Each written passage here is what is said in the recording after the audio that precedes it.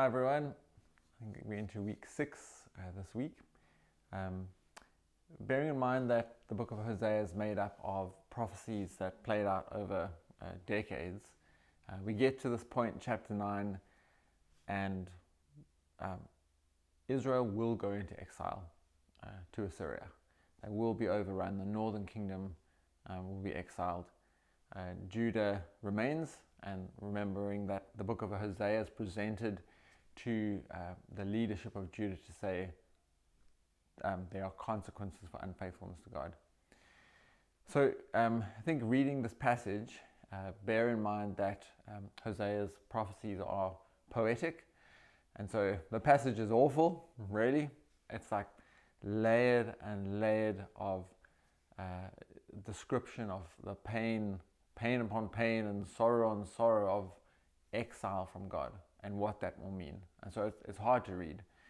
It's not, but it's designed to convey the depth of that destructive sorrow for the nation. So we're going to look at the concept of exile today and think a bit about how that same pattern has played out from the beginning through the Bible, and how it finds its end point. The cycle is broken by Jesus. And so there are pictures of exile with Adam and Eve leaving the garden, with the flood, with the Tower of Babel, with the Israelites, even with Jesus. We'll chat a bit more about that.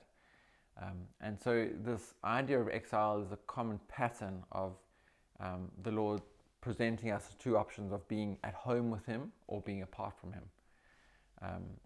At home in the garden, at home in the promised land, at home in life with Christ, or exiled from the garden, exiled from the promised land, apart from God and condemned to hell ultimately.